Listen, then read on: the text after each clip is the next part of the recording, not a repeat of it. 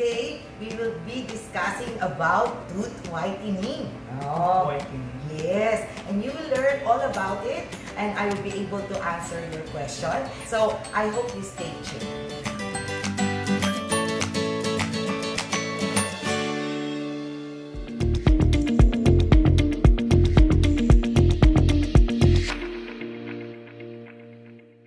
Okay, Jess. So I have a question. First question for teeth whitening. Ah. Doc, Ah. effective bang teeth whitening? Okay, so that's a very good question. Now, of course, it is effective. However, it totally depends on how the dentist applies it, on what material the dentist is using. Now, if it is in office, pag take home, it depends on, of course, the compliance of the patient. Diba? And also, the number of times and number of how long the whitening material has been applied. Kasi nga, minsan, it really depends on the situation of the patient. So, para bang it's similar to medicine. There should be a proper dosage and a proper application and the number of times it is applied. Hindi nyo sa office. Hindi, pareho yan. Pareho yan in office and take home.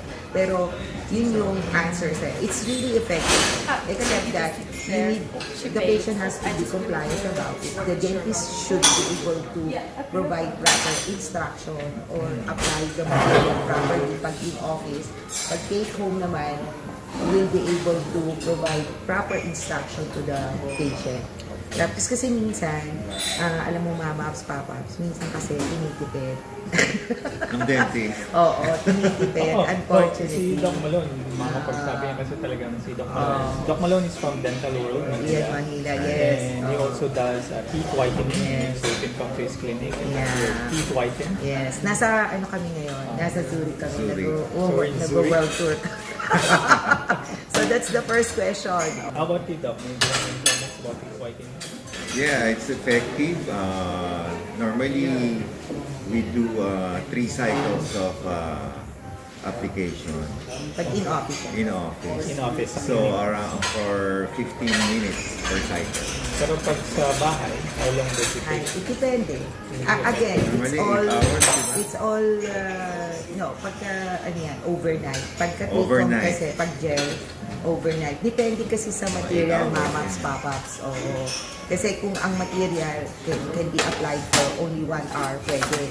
Meron naman na naka-individual tray na, but let's stick to your first question first. It is effective, but, it has to be done properly.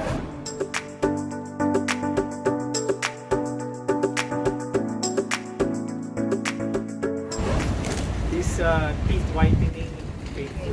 So, painful in sense of sensitivity. So, normally, the active ingredient of whitening is hydrogen peroxide.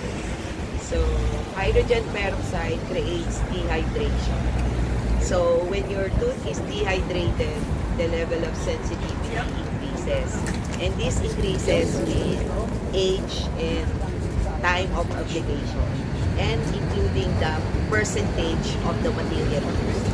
So, however, if you do it properly, the sensitivity level is not so much.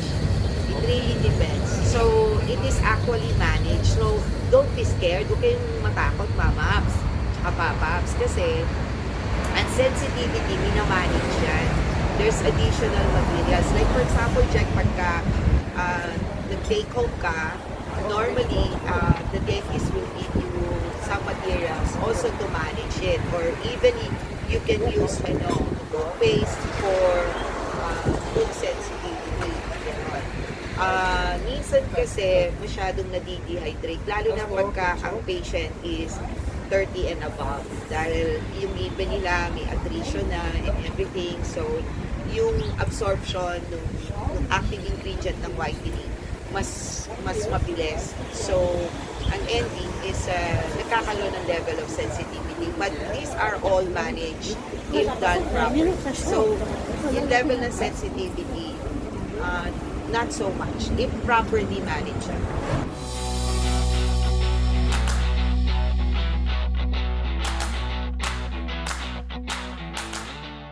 Mamaps and Papaps. Hello. Black Forest, Germany. Yes. And behind we're us- eating Black And Forest. we're eating Black Forest. It's the near paste. the border of, between Germany And Zurich. Yes, Switzerland. Yes, yes. Hindi travel tour to ah.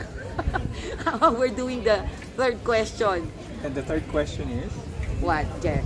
when it comes to teeth whitening, how white is white? Yes, so that's a very good question because a lot of people, they have a misconception when they do tooth whitening. That's why a lot of the result doesn't reach the expectation of the patient. Why? Because they think the color will change when they whiten their teeth. But actually, it's the value that changes. Ano yung value? Value means it's the brightness of the color. So, brightness and darkness. So, if your tooth is color yellow, when you do whitening, what it turns out to be lighter yellow. So, it looks like it's whiter because it lightens the color.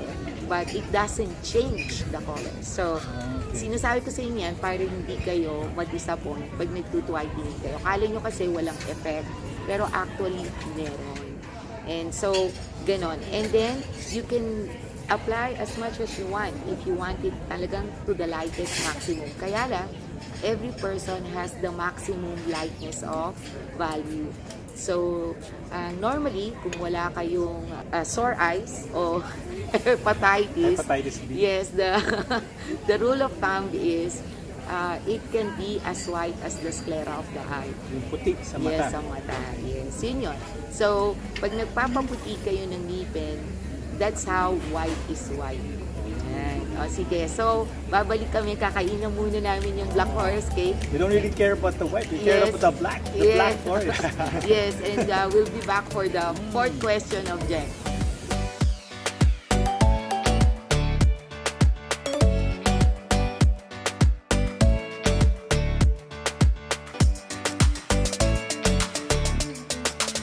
We are in the Rain Waterfalls, and the fourth question for the teeth whitening vlog is about Da-da-da-da-da. how long does teeth whitening last? Okay. It will last. The shortest is 1 year, and then the longest is 5 years. Now, it really depends on your maintenance and the effectivity of the treatment. Now, sometimes there are patients who complain that immediately after whitening, as in parang nawala yung effect ng pagkaputi. It's after the removal of the whitening material, what happens is the tooth is totally dehydrated, that's why it's too white. But the actual result of the whitening will come out 2 weeks, 14 days, 10 to 14 days after the last day of the last day. Yung last application ng hydrogen peroxide. Pagka nag-moisturize na yun yung final result. So, it normally lasts talaga 1 year to 2 years yung pinaka. With the proper maintenance, it can even last 5 years. Yung maintenance includes touch-up. Yan. So, Okay. sige, titignan Okay. na namin yung Hold. balls.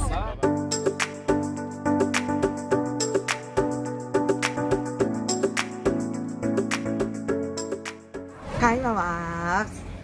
Hi, Pop. Hindi pa natatapos na. Oh, Start na sa ba? fifth question, Jack.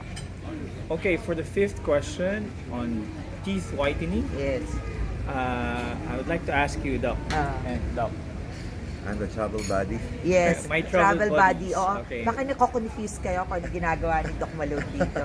Oo. Extra siya, extra. Extra. Oo. Oh, okay. So, so, ang kailangan kong tanungin ngayon sa inyo para sa kapakanan ng mga mamaps at papaps Yes. is what not to do, what not to eat after having your teeth whitened. Okay, so before I will answer that, we are right now where? In Switzerland? Which part of Switzerland? I have no idea. Cafe Conditore. Yes. Yes, Having sir. the best cheesecake, Cheesecake, in this yes. part of the world. Yes. So, according to them, this is the best cheesecake Cheesecake. and it's salty. Okay, Yeah, so, kinda anyway, fancy to answer the question of Jack, actually, you're not supposed to, at least limit the food or drinks that causes staining of the tooth. Okay, so like for example, coffee, red wine, and stuff like that. And also, of course, bad habits like smoking. Yes, always. But I'm bad at that. Drinking wine. Yes. Pero, normally, what I advise my patients, because, of course, life is too short and you want to look beautiful, but you also don't want to depress yourself from prohibiting yourself from eating good food like this, and stuff like this, which is bad for health, but, it makes life fascinating. avoid this Yes, coffee. yes. But what happens is, if you still like to eat those things, which sometimes it's hard to avoid, is you will have a shorter maintenance. What does it mean? The level of touch-up will be shorter. So instead of at least once a year, if you still continue the things you love, but it's not good for the shade of your teeth, then you need to have a touch-up at least twice a year, or Every 6 months. No, at least every 3 months, especially those who smoke. That's not what twice a year. That's No, gonna be 4 times. those who don't smoke can do it twice a year. Okay. But those who have bad habits will require at least 3 months. And the touch-up is not going to be that expensive. And of course, you need to continually use whitening toothpaste and have a good oral hygiene. So you still continue what you love to eat or to do, but the maintenance will be more expensive if you don't stop, especially the bad habits. Okay, so that's basically the answer to your question, Jen. And we will come back again on another place that we're going to, which is Highland, right? Yeah, yes. Later.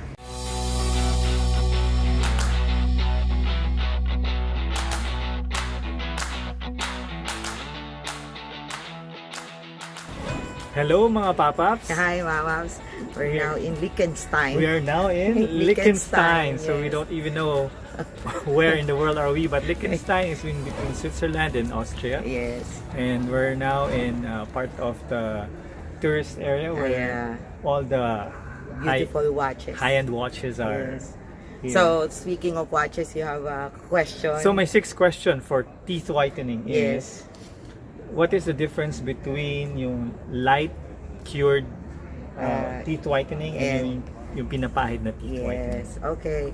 That's a very interesting and controversial Controversial, question. Yes, Bakit controversial? Because actually, for me, that's my opinion. Okay, for somebody who's been doing whitening for more than 18 years. The laser actually works as in two ways. One is to activate the material that the dentist is using. And then second, it's marketing. But its effect is nothing. Nothing. So, yes. So- Ibig sabihin, it doesn't affect whether your teeth is gonna be whiter if you use light versus without light. So, in actuality, light causes more sensitivity for the patient because it adds up to the dehydration of the tooth. So, when there's already an active ingredient, which is hydrogen peroxide, and then to top it all up, there is the heat of the light. So, of course, the tooth becomes really dehydrated. So, it looks whiter after it is removed because the tooth or the teeth are dehydrated. totally dehydrated. Like, imagine niyo, punasan niyo na mabuti yung ngipin niyo at patuyuin nyo ng hangin, and you will see your teeth will become whiter, and that is the result of the laser. So either way, whether it pinapahid siya or ina-activate siya by light, there's no difference in the result. So, there's a difference, the price. So which is, but we're gonna discuss the price Yeah, the price on, later on. So that's it, Mama's Papa. So it doesn't matter whether your tooth whitening with the dentist has a light or without the light. Okay. Okay, All so right. I'll see you Till in the our next next stop. question. Yeah. Yes.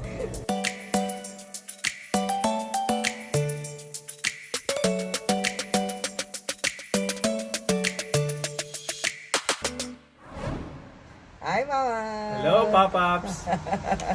So where are we now? We are currently in Wolfurt, Austria. Yes. So we're in the 7th question of Yes. the FAQs for teeth whitening. Teeth whitening, yes. So Okay, ang what's the ka-7th question natin ay, meron bang age range Yes, para sa whitening. pagpapaputi ng ngipin? Yes. Well, before they say there's not an age limit. Mhm. Kaya lang, pagka baby pa yan, wala pang ngipin. So, Malamang. basically, the safest, if you will average the age of different studies, it's 14 years old and above. Okay. Because in 14, more or less, all the permanent teeth already appeared. Okay. Okay, so it's useless to whiten temporary teeth unless it's really necessary kasi nga some children, they have genetics and a problem. So, minsan, like for example, tetracycline. May allergy? Ganyan. No. The stain is genetic, so internal, intrinsic stain ang tawag doon, mga mamaps. Yun yung mga stain na pinanganak ka. Like for example, tetracycline stain, kasi yung ibang mothers, they took ang antibiotic when they're pregnant. Kasi may infection sila. And it just so happened the antibiotic is tetracycline. And this causes a stain on the tooth of the baby. So, yun, yung mga ganong cases. But it's very rare. So, basically the safest for me is 14 years old and above.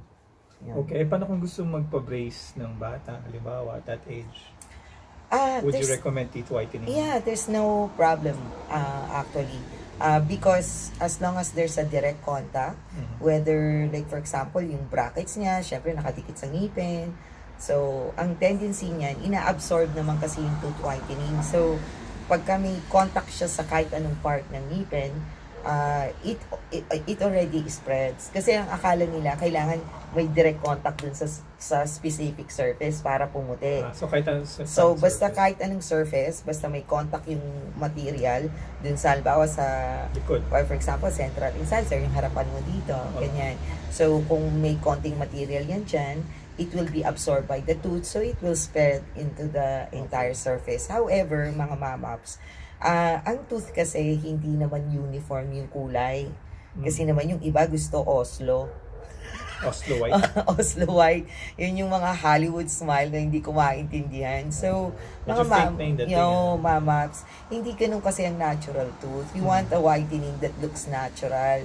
So, may varying degrees ang shade ng tooth. So, may darker area, tapos palighten yan. So basically, of course, yung nag-i-start sa dark, which is nearest to the gums, okay, yung pagkaputi niya, hindi kasing puti naman nung pababa. Kasi yung, kumbaga sa starting line, di ba, mas nauna kang nakaposisyon. So, natural, pagka takbuhan na, kung sino yung pinakamalayo, yun yung huling dadating, di ba? Na super pilis. So, ganun din yun. Pagka darker yung shade, syempre, it will take some time before it whitens. So, but basically, the safest age is 14 and above. Okay. Okay. So, that's for the Yes. second question. We will be back for the 8th question. Question.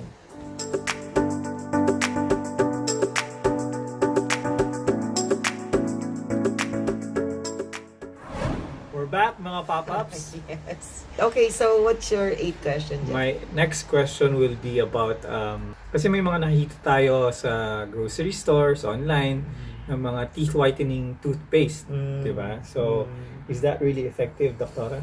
Okay, kasi sa toothpaste, basically, what it does is microabrasion technique. Yun yung may mga small... Yes, small abrasive particles. Pero talagang kaya nga micro kasi talagang it's very small particles. And then of course when you brush your teeth, there's a physical force, di ba? Okay. So para ka bang naghuhugas ng pinggan. So may sponge ka tapos nililinis mo yung dumi nung plato. So it's the same thing with the tooth and the toothpaste. Now, however, recently sa mga stores when you buy take-home or whitening gel, and even some toothpaste now has carbamide peroxide. So carbamide peroxide is a lower portion of hydrogen peroxide na minimix sa urea. So ang ending, much safer siya. Kasi ang hydrogen peroxide, pag nagkamali ka in its high form, especially for tooth whitening, masakit siya. And you will know if the tooth whitening is still working. Halimbawa, hindi nyo alam kung anong shelf life niya, you just put a very little amount on your skin. And pag namuti yan or nag-sting, ibig sabihin may effect pa siya. So, in the toothpaste, majority of the toothpaste is still microabrasion technique with microparticles, and then when you brush, of course, it creates a friction, so napuputi siya.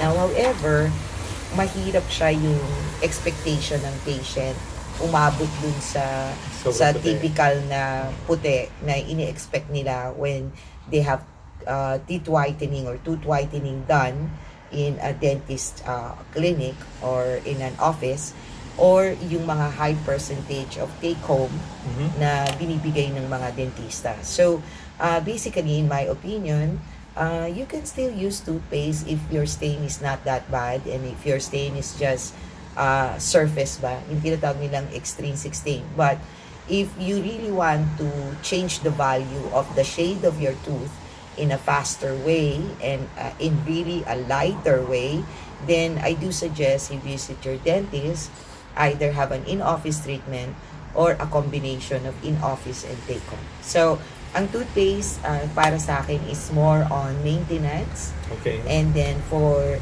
really very light stains that are surface stains. Okay. So, yun, hindi effective. mo siya pwedeng hindi ka pwedeng mag-depend sa kanya for teeth whitening alone. Yes, kung ang level ng expectation ng patient is yung katulad ng resulta sa dental clinic. Okay.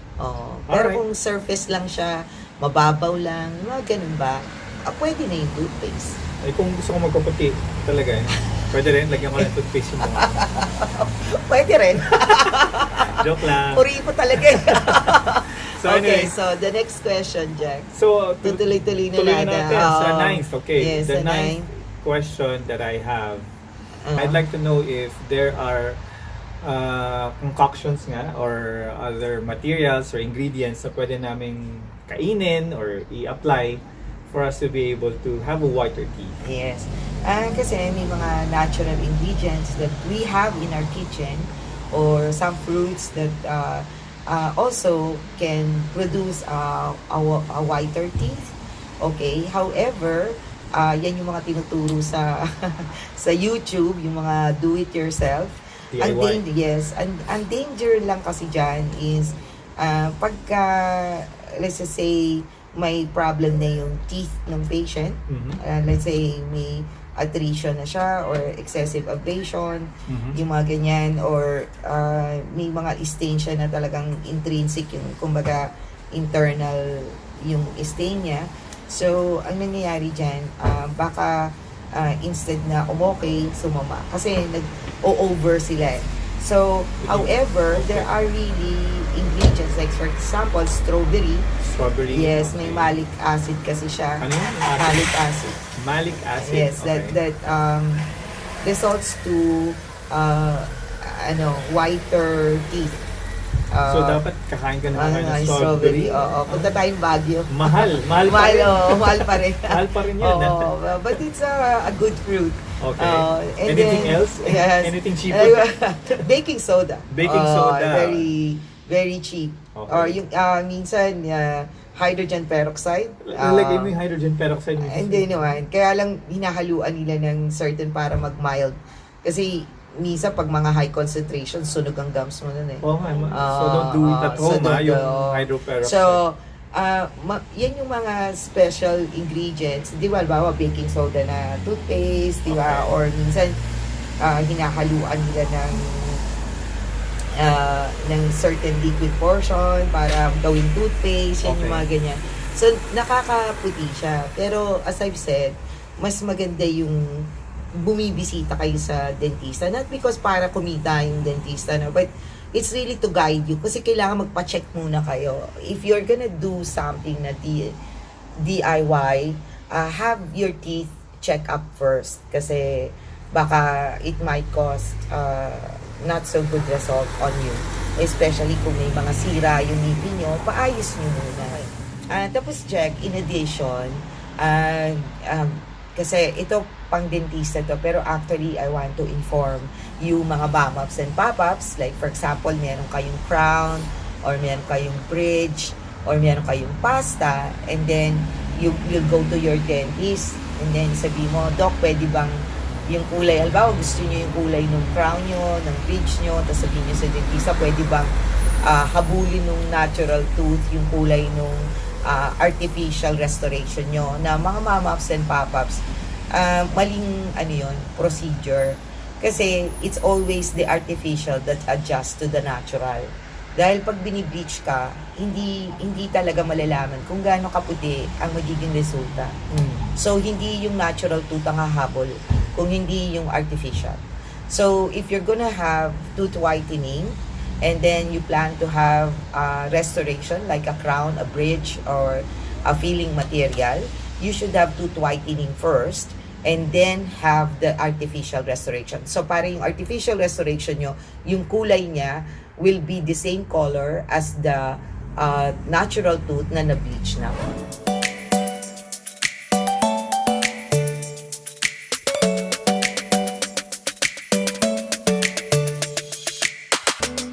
Jack, yung favorite question mo as always. Okay, mga pop-ups, I think ito ang mga concern ng mga Laging concern niya. Maraming pinag-iisip. Hindi Okay. Kaya nga pag teeth whitening, it's the last thing that naiisip mo gawin. Unless, kung hindi lang ako magiging ginipig dito sa teeth whitening at hindi siya libre, hindi ako magpa-teeth whitening.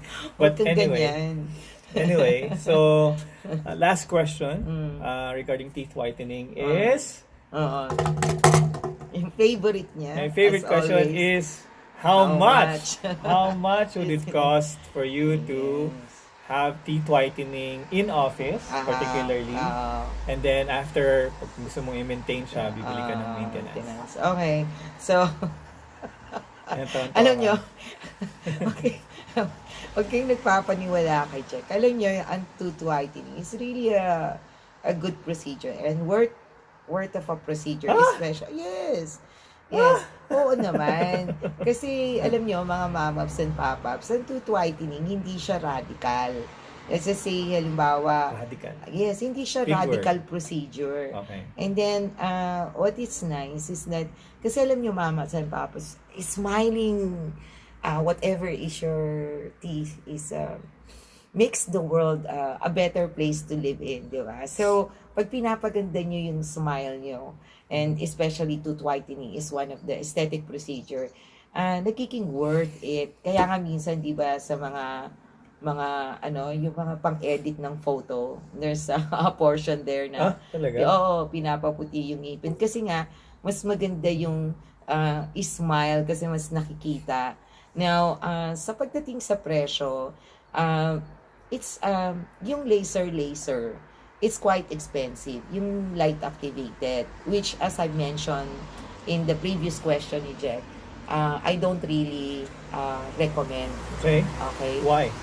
Kasi nga, it doesn't really do much on the result. Diba? All it does is it activates the material or it totally dehydrates the ngipin, kaya parang ang puti pagtanggal. So it's temporary, sabi mo nga, di ba? Yes, kasi nga ang light activating, ina-activate niya lang yung active ingredient dun sa whitening material na in-apply ng doktor. And then mukhang high-tech lang siya. So marketing lang siya. And that one, well, this is my personal opinion, mga mom-ups and pop-ups, dahil baka patayin ako ng mga ibang dentista. Pero you've been practicing teeth whitening for the last... That's 20 plus years. Oh, okay. I've been teaching tooth whitening. Di pa ako pinapanganak, yes, mga mom-ups and pop-ups, nag-teeth whitening na siya. Ang kaway. Grabe. Ang kaway. Kaya, pero expert. Yan yung mga tinuturo ko. And honestly, you don't have to spend because it's quite expensive. It's around 25,000 to 30,000 in the Philippines. Yung light activated. Light activated yes, tooth whitening. Okay. yan. So, nagre-range yan dun sa Mahal presyo pa. na yan. Mahal siya. And then, as I've said, it doesn't really change any of the result. So is there a cheaper alternative yes, to that? oo. Yung, alimbawa, yung ginawa ko sa'yo, although it's not light activated, it's a little bit expensive as well because yung concentration na ginawa ko sa kanya and the number of application, talagang medyo mas concentrated. So, that ranges between 18 to 20,000. Okay. At saka yung kanya, sulit din yung kanya. Kasi may take home yung kanya eh. Kaya nga mamaps and pop-ups, talagang ang suggestion ko sa inyo, when you go to your dentist and have a tooth whitening, in my experience, 20 plus years of doing tooth whitening, the best talagang procedure is you do an in-office, which is done by a dentist, okay? And then, the dentist will give you a take-home. Kasi, the tooth is more stable and kumbaga yung accumulative effect nung active ingredient mas nagko-concentrate so, kasi more application, more time. So yung level ng kung saan hanggang mai-stretch yung kaputian ng ngipin is naaabot. Okay. Diba? Kasi imagine niyo, mamaps and papas, kayo ba maniniwala na one day, 1 hour, one time, puputi yun after na halimbawa 30 years old kayo, you've been staining your teeth for 30 years and you expect na puputi siya in one application, in 1 hour? I mean, really, logically speaking. The point is, And that's not really, it's for me, again, as my opinion, it's really just marketing. Okay. So, it's really best to have an in-office and then there's a 24-hour rest and then a take-home. take-home kit. Mas ano yun. So, even if it's a little bit expensive, which is 18 to 20,000 as I've mentioned, at least yung value for your money nandoon. Kasi yung result niya will last longer, especially if you will have the real tooth whitening result, and then especially if you do the proper maintenance, it will really last for a long time. So, yun yung para sa akin. Now, there is also, ever since, the most effective, kumbaga kasi matagal nang ginagamit and it's cheaper, yun yung mga trip mo, is the take-home. Yung wala nang in-office. Take-home Pero kits. yung take-home kit, it's much better if you get it from the dentist. Kasi yung mga nabibili sa store, halimbawa yung mga strips, yung mga gel, although effective din naman siya, kaya lang the concentration of the carbamide peroxide is very low. So, matagal. Matagal, yes. So, Kaya maraming mga mamaps and papaps na nag-tooth whitening before, hindi nila type ang take home kasi parang yun sa'yo, ayaw mo yung compliance ba? Oo, mahirap sundin. Mahirap lagi mong gagawin and then it takes longer. So, kung magti-take home kayo, get the material from the dentist kasi yung high concentration, which is basically 8% and above, kumbaga 8% kasi below, yun yung concentration na allowed na walang supervision from a professional. Okay. But once tumungtong siya above 8%, you have to get it from your dentist. So, Okay. so my suggestion ko yung take home. Yung take home, that will range around, pwedeng may 7,000 pa nga eh. 7,000 to siguro mga 15, gano'n. Depende kung ilan yung take-home material na ibibigay sa inyo ng dentista. Kaya nagre-range yung gano'n. But honestly, take-home is one of the longest, matagal na kasi yung tooth whitening. So, it's the most effective way yung take-home. So, you don't need to spend so much money in doing so. So, yun yung mga mamaps. So, wag ka masyadong nervous since yun na nga, kasi nga, kurips-rips si Jack. But honestly, pag nakita niyo yung final, actually, I'm excited to see the final result of Jack. So, kaya nga mga mamaps and pop-ups, please watch the coming videos that we will be placing for the final treatment of Jack. Kasi, talagang overhaul yon and i-correct yung bite niya and everything else. So it's a really interesting procedure that will allow you to decide whether magpapa-braces ka ba, magpapa-veneer ka ba, yung mga ganon. Okay. So this will show you an alternative. And then if you have almost the same cases as Jack, then basically at least you'll know what you're gonna go through. You're not gonna go to Austria to have it done, okay? It's available in the Yes, Philippines. in the Philippines. I hope mga mamas and papas, you like this video. Please hit the like button if you like it. And then also, if you like to make comments and you want to ask more questions that we weren't able to deal with the FAQ of this video, please don't hesitate to comment below. And also, we will put on the description box kung halimbawa may gusto nyo akong kontakin for whitening and stuff like that. And also, if you have any other question kay Jeff as a patient, kung ano talaga yung kanyang ano. Kasi honest naman siya, tinan mo nga, oh, ayaw niya. But, honestly, we will put all the information in the description below. And I hope you also make suggestions if you have any topics that you would like us to tackle, especially yung beautification from the head and the face.